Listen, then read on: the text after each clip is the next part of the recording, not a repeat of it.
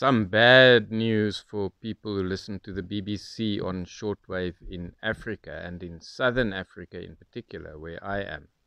The latest HFCC schedules, that's the High Frequency Coordination Council, show that the BBC has made significant cuts in its shortwave broadcasts to Africa.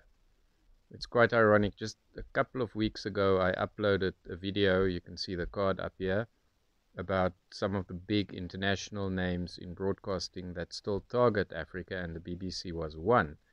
But now, in terms of English language broadcasts, the BBC has made some really, really deep cuts.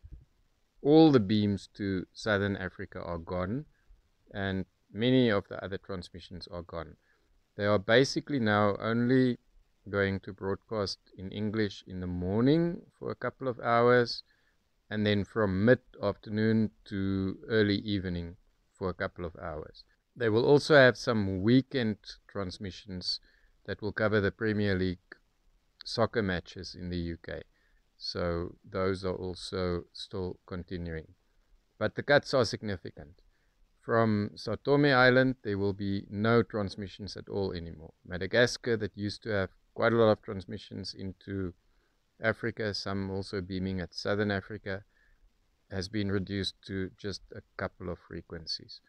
And various other frequencies and beams have been cut. So it looks like there will be about 2 hours in the morning and 2 hours in the evening, with also 2 hours around mid-afternoon. And that's it. This means, of course, that people in Africa who find their news and information from shortwave broadcasts by the BBC will now simply switch to other broadcasters who still target Africa. And the biggest one is, of course, China Radio International. They have many, many English language broadcasts. Basically, at any time of the day, if you search around, you will find something. Many of those beams are targeted at Africa. So, yeah, people are just going to make the switch, which I think in terms of geopolitical influence shows that the BBC has made a really big mistake here. They've left the field wide open to China, which is already a country that has a lot of influence in Africa. As far as I know, the VOA transmissions on medium wave will continue, so those cover most of Africa and some of the shortwave transmissions. I will show you now some of the frequencies that will disappear very soon. The changes are from the 31st of March. Many of these transmissions are very clear, very easy to catch here in South Africa where I am and elsewhere, and it's really quite a sad day that these transmissions are gone. I will also show you, once I've finished scanning through some of the BBC frequencies, how easy it is to find something in English from China. It's, as I say, relatively safe here, but of course people are really concerned and worried about what's happening in the capital. Give us a sense of those conversations that you are having with people, those people who are concerned that it may well impact them, and maybe they've got friends and families in the capital.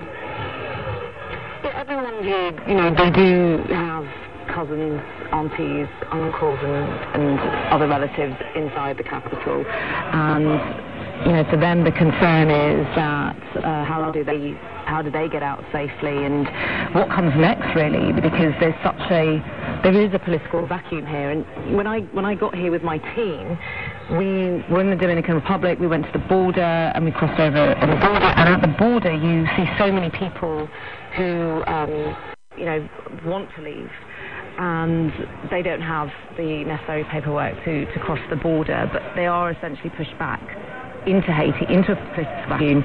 We don't know what will happen next.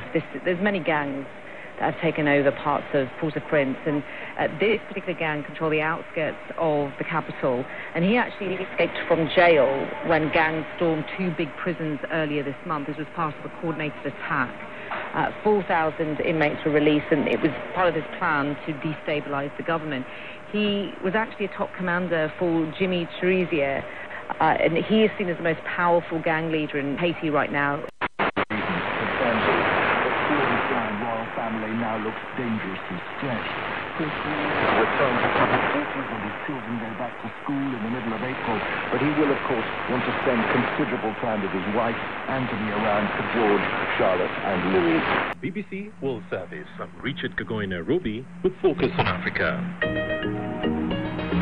Ivorian President Laurent Gbagbo to be his party flag bearer in next year's elections. The announcement of Laurent Gbagbo comes as no surprise. Remember that when he came back, he expressed commitment to remain in politics until his death. What are his chances? And after Africa's internet outage, we take a deep dive into the world of submarine fiber optic cables. More frequently, the cables break in the deep sea, and then what's needed are these crews from specialist ships who have a whole lot of really sophisticated technical equipment. And Ghana's Kwame Eugene on coping with Africa's difficulties and prejudices as an artist. That's why I love to talk about hope as well, because no matter the situation, you need to have some kind of hope and a backbone for you to get up every morning and keep going. That's all on the BBC Tonight in Focus. First, the news. I'm Debbie Ross with the BBC News. Hello. The Princess of Wales has revealed that she's being treated for cancer. Catherine, who's married to the heir to the British throne, stepped back from royal duties when she underwent abdominal surgery in January. In a video, she said she had initially thought her condition was non-cancerous, but later tests found that cancer was present. The princess is receiving preventative chemotherapy. That's what the general to comment the news command director and headquarters of Ukraine, Germany, and France. This is the International Peace Conference, which should be recognized by both Russia and Ukraine at an appropriate time with equal participation of all parties and a fair discussion of all peace plans. China is willing to continue to play its unique role and contribute China's wisdom and strength to promoting the political settlement of the Ukrainian crisis. Special envoy also said that all stakeholders agreed that China, as a permanent member of the UN Security Council, as well as a common friend of Russia and Ukraine, is capable of continuing to act as a mediator and seeking a political settlement to the conflict.